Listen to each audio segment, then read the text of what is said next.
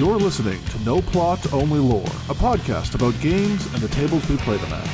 Your DMs tonight and every night are Josh and Chris. You can find us on all podcast platforms or check us out at noplotonlylore.com. If you like what you hear today, please rate and review the show and share it with everyone you've ever met. Welcome back to No Plot, Only Lore. This week brought to you by Seasonal Affective Disorder. Sad.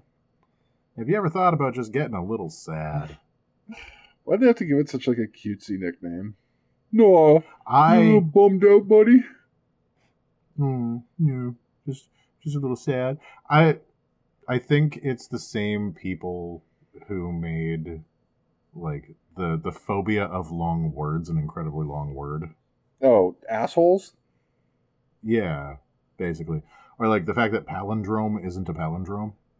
Oh yeah, that's pretty bad. Yeah. There is, however, the opposite word, which is Ednalap. What? Erdnalarp? Palindrome backwards. Right. Whatever that is. Okay, yeah, what is that? It's a word whose meaning changes. Hold on, now I need to look it up. Would you read it backwards? Palindrome backwards. A samordnalap is a word that becomes a different word when you read it backwards. Oh my God. So, a palindrome is a samordnalap.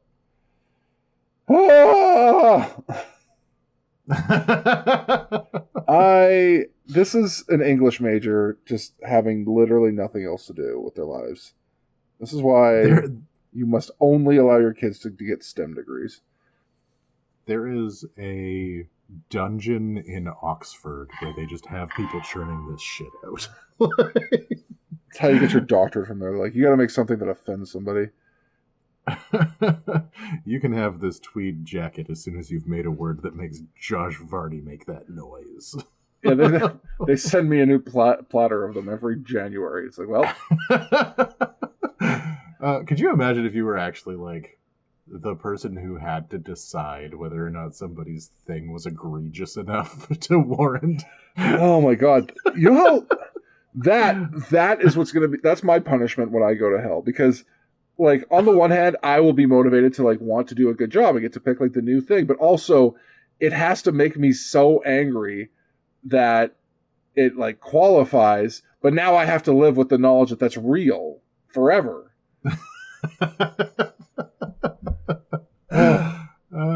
Yeah. Crafting my own torture devices. December sucks. December is not great.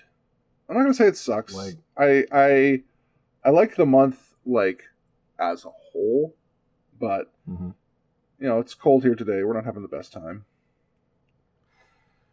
For me, it's definitely the I wake up and it's night, and I go to work and it's night, and I come home and it's night, and the entire day happened while I was at work. Right. I do work by a giant window, so I kind of get to see the day happen, but I don't get to participate. I don't currently. I'm in a dungeon that doesn't have a south-facing window. Right.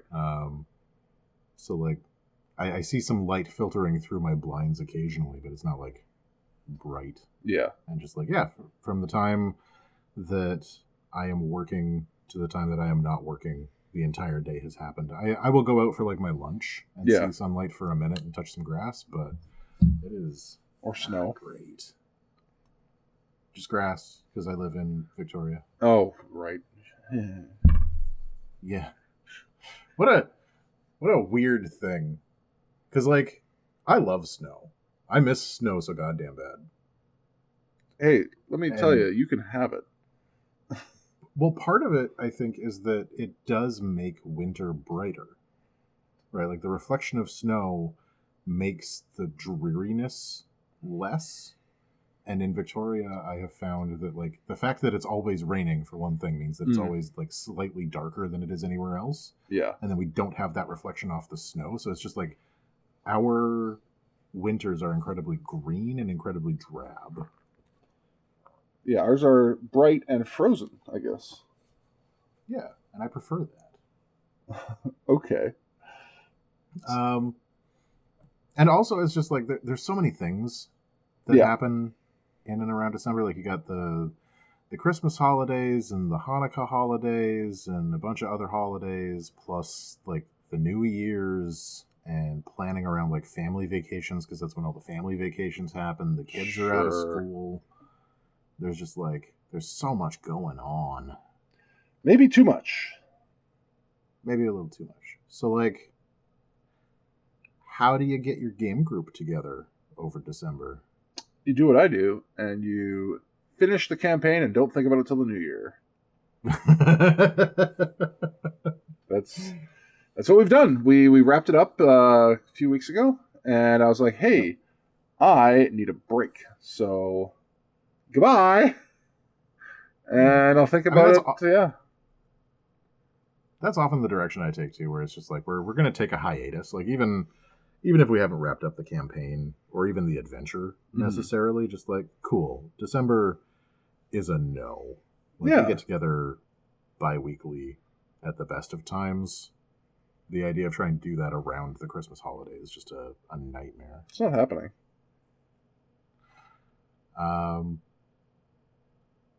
What do you find is the hardest thing to like work around? No, it's scheduling. December and It's Christmas? it's people have 500 work office parties that you have to dance around, plus family commitments. Like the kids will be in more productions. They'll have, concerts and like Adorable. people might have to travel for the holiday itself.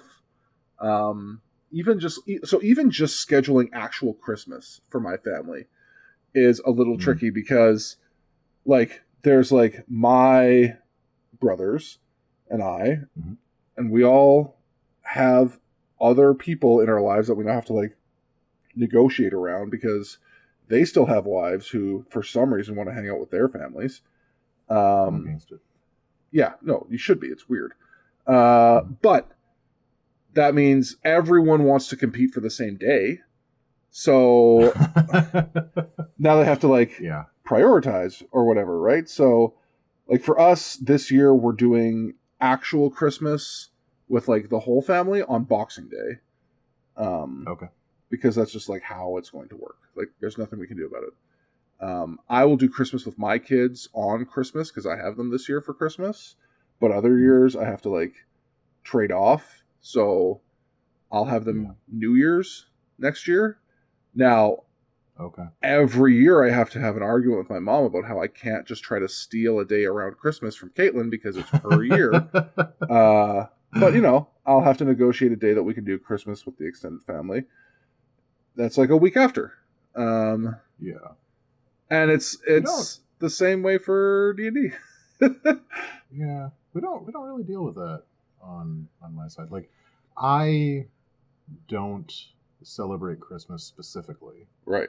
So like, my family and I, like, we don't get together for this holiday. Like, my mom is not coming into town. My brothers are all going to hang out in Alberta. Like, they'll probably get together for a thing, but there's no way that I'm flying out to Alberta for it. And so I have the week off mostly because that's a week that my kid has off from school, and I don't have enough money to throw at childcare for a week. Yeah, we're just gonna do other stuff, watch a bunch of movies. Yeah. I deliberately scheduled the week off, but like you have moved away from.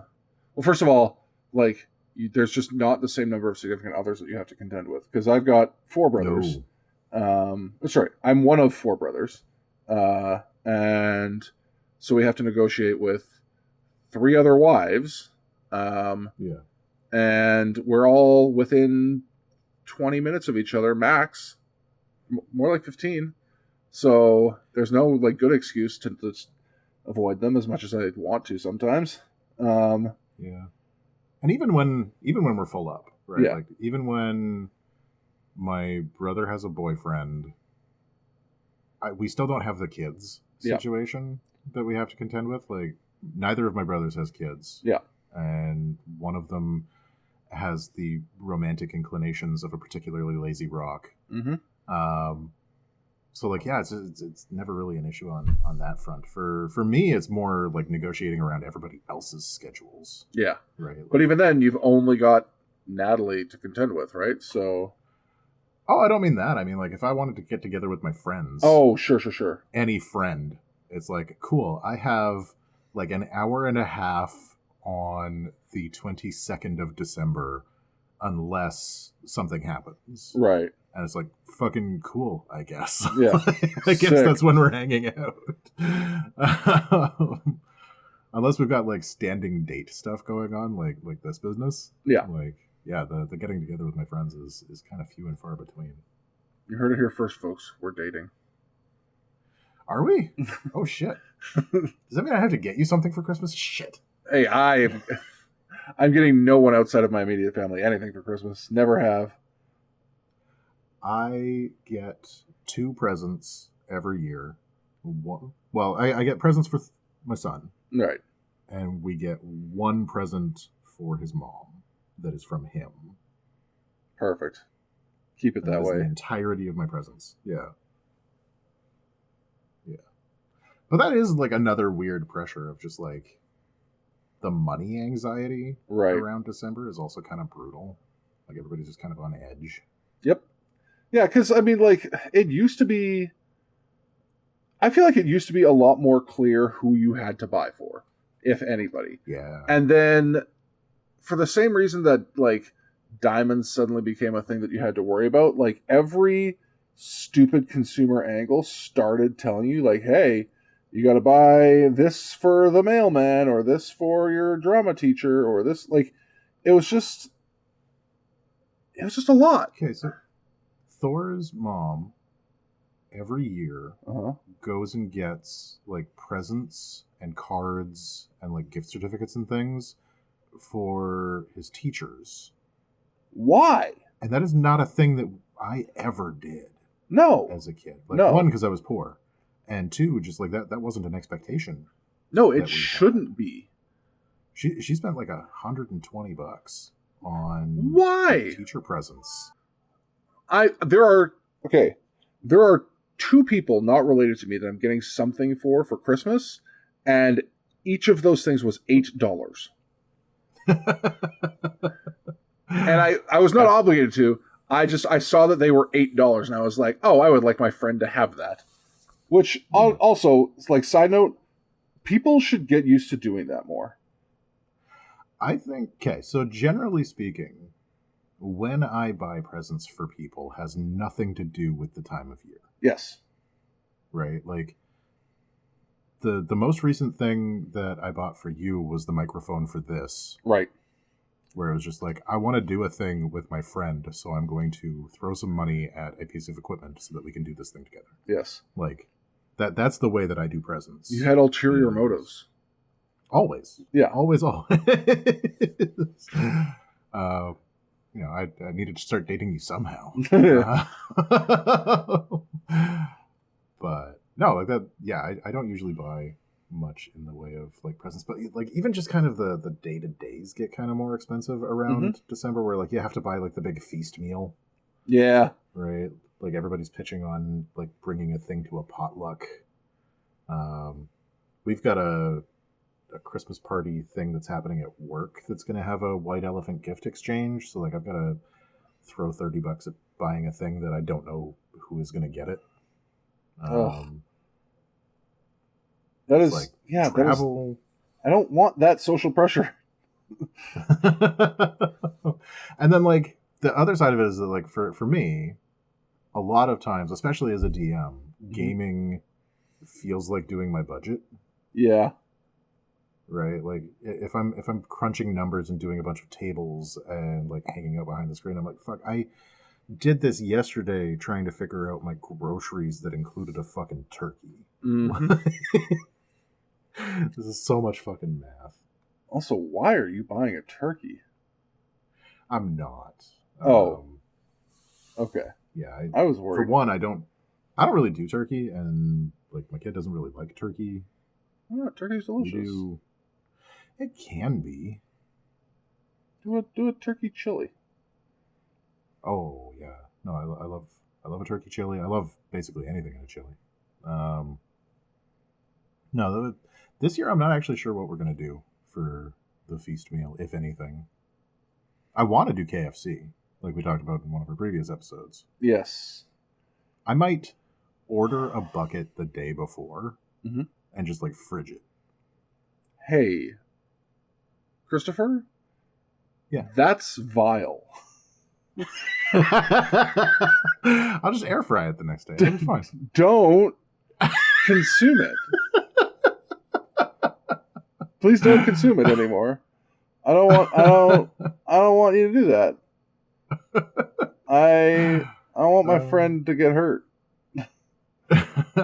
It's yeah. Also for like dieting stuff. So I've lost a bunch of weight this year. Yeah. And the fact that like I think our listeners can hear it. Yeah. There's less fat in the throat.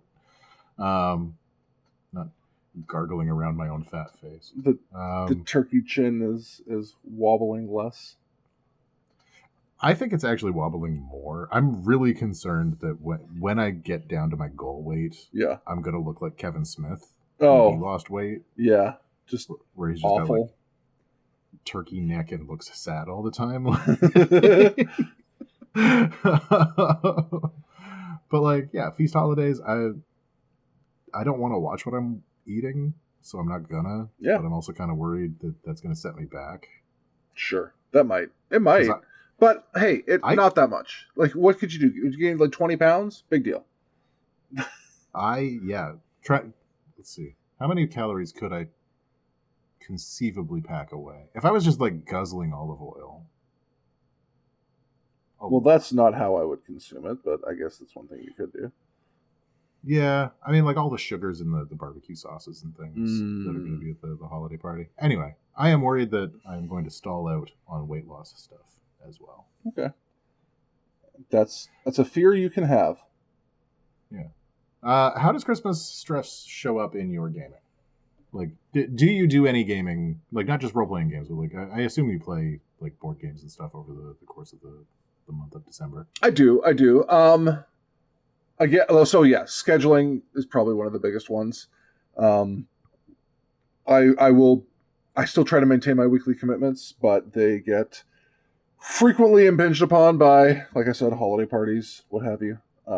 So it is what it is. You just kind of live with it, and there's not much you can do to change it, unfortunately. No one out there is going to be like, oh, well, this board game is far more important than my work obligation or what have you. I don't know. I'm the type of person who would absolutely be like, I need to make this game, even if it requires me taking time off work. True. You definitely would be that kind of person. Yeah, like I made a promise I'm going to be there. I'm going to fucking be there. You also take more responsibility for the games that you are involved in than I do. Like, I'm there for a good time, you know? I'm not running anything. I'm just kind of being loud. I think that kind of shows through in the way that, like, holiday stress comes into my games, too, though. Like, my biggest thing with gaming over the holidays is burnout. Mm-hmm. Because I'm already, like, low-key burnt out all the time anyway. Sure. Adding, like, the emotional labor of the month of December on top of all of the normal emotional labor that I'm doing, plus planning for a game. Yeah. It's so much. Yeah. It's a lot. Yeah. I feel for you. And it, like, I think it comes with a weird kind of guilt, too. Where, like, okay, understanding that I am neurotic AF. Yes. The tendency to cancel plans around December. I want to be as understanding about that as possible, but there is a nugget of my self-esteem that is wrapped around my gaming. Yeah. That's like, am I boring? Am I more boring than Christmas? I can't be more boring than Christmas. Okay, listen. You have to allow yourself to recognize you are more boring than Christmas. That is unfair to put on yourself. Am I not as cool as Jesus? I feel like I need to like figure out how to get as cool as Jesus. Never gonna be as cool as Jesus. Never. Is that an actual song? Yeah. No, it's the song is by Audio Adrenaline. It's called "Never Gonna Be as Big as Jesus." Oh, okay, yeah. But no, I there is part of me that worries over Christmas about like the drop off of enthusiasm that happens, because like whenever you stop gaming for a little while, right? Yeah. Like, whenever you haven't had a session in a few weeks, there's A tasty sesh. you build inertia, right? And eventually you have to get over that inertia to get back at the gaming table. Ah, yes, with spite. Yes. But I have less of that than I have self-esteem issues. So that's the struggle. That is a problem. We need to figure out how to up my spite. Oh, I have lessons I can teach you, my friend. What do you do to reduce your stress? What do you do to like manage stress around the holidays, especially in like a gaming context? Oh, I play games with my friends. Oh, wait a minute. There's a negative spiral where my feedback loop got broken. Oh no. For real though, like the holidays definitely do add. Okay, so I have many layers of stress when it comes to the holidays. The first of which being like Christmas is like very important for me, not just for like religious reasons, but time with my kids and that sort of familial aspect. But it is a period of the year where I like truly go through like the highs and lows of human emotion during the month, and it's tough to regulate because especially like you'll appreciate this, but having my routine and my schedule really dicked with for like a month and a half straight usually is not great. And then all of the normal like safety valves that I have for releasing pressure and stress are again tinkered with. I feel like we need to start I just start drinking more, I think. I think we need to start a separate podcast just for like our weird neurodivergent bullshit. Oh yeah. It's like having your routine dicked with and then drinking about it is such fucking like ADHD coded. Yeah. For the viewers, I don't drink about it. Thank you very much. I make jokes about drinking about it because it's funny to me. But in all seriousness, like, yeah, the stress does like pile up a lot, and part of the reason I take a week off is to just like hang out with my kids and kind of relax, because the rest of the month has just been building up pressure. So yeah, I'll spend that time if I had to work in that same week, like you'd see me on the news, like unironically. I think for me, the biggest thing that I do to try and like mitigate the stress around games is just like all of the long-term things, like anything that includes like regular planning, regular meetups, regular anything gets shelved for a while. What I will do is like pick up games, right? Like instead of playing a like full round of cribbage, we're gonna play Crazy Eights. Yeah. Right. So instead of playing like a huge campaign of D&D, let's fucking play Honey Heist. Yeah. Right? We'll play a 1-page stupid like roll some dice with your friends, beer and pretzels RPG, and put zero planning into it. All of the planning is rolling random dice tables. Yeah. And fucking go with it. Right. So like taking as much of that like pre-planning organizational stress off of me and just getting right into the playing really helps. It's funny, I do something similar at like the actual family event where like I know that like my family is not great about like, hey, let's like play a board game or even a card game sometimes, but like one thing that I picked up and have pulled out and has been a hit that helps me too is Clask, which is it's like Crokinole combined with air hockey, on like a little table that sits on top of your table. And it's like, I find like dexterity type games like that, like, one, it's easier for me to just get a random person to like hop in and we'll play a game. And two, it's a different type of focus you have to engage in. And you just kind of like lose yourself in the moments of the game. And yeah, like it's quick to pick up and you can like kind of do it all day with different people, you know? So I grabbed like low pressure games like that I can just get, like, especially like the as the nieces and nephews get a little bit older, stuff I can suck them into with that, like Flip 7. There's a new one that just came out called Hot Streak, where you're a bunch of racing mascots, and you bet on a chaotic race to see who will actually win, who might fall off the map, stuff like that.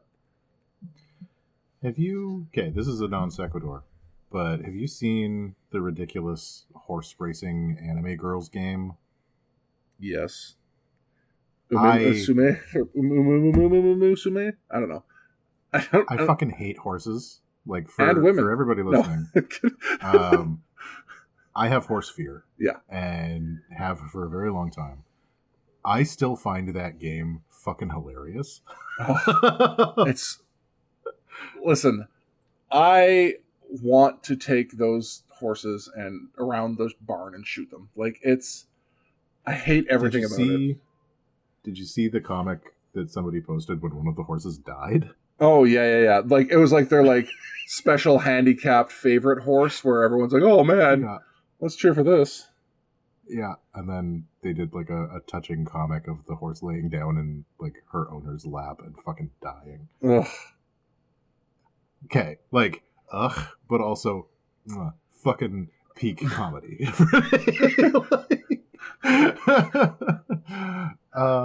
If only the same could happen to the rest of the horses. Yep. So one thing that I want to try this, maybe not this year, but like next year, is having a rest session in a campaign. So like if I'm in a campaign, we have an entire session that is just like, this is us role-playing through the long rest. Wait. Right? I'm stealing this idea, but in a different way. Oh, okay. What are you going to do? Continue your thought for a second. Okay. So, like, not necessarily having, like, encounters, not dealing with, like, anything that requires crunchy numbers or math or anything. Just, like, sitting around a fire, telling stories, talking about backstory stuff, engaging in relationship interplay, that kind of thing, instead of focusing on all the big crunchy nonsense that normally happens in the game, and just like actually incorporate rest into the game itself. Mm-hmm. Just for one day. Yeah. See how it goes. Okay. So, same idea, incorporating a long rest, except it is a tavern episode. And I'm the busty bar wench. and it's an excuse to trick your friends into having a Christmas dinner. Hey. Just go full in the theme, and then, oh, by the way, the barmaid brings out a whole fucking turkey. And we do this regularly, and they're just called tavern episodes. And it's an excuse to have a themed dinner party. I love that a lot. And also, I'm going to be clipping the quote of you saying, I'm the busty tavern wench. No! Putting it everywhere. It's going to be your ringtone. Hey, thanks for making it all the way through this episode of No Plot Only Lore. If you're looking for more, you can always find us at noplotonlylore.com and on all the very best podcast platforms. If you like what you heard today, please share, rate, and review the show to feed my never-ending need for attention and validation.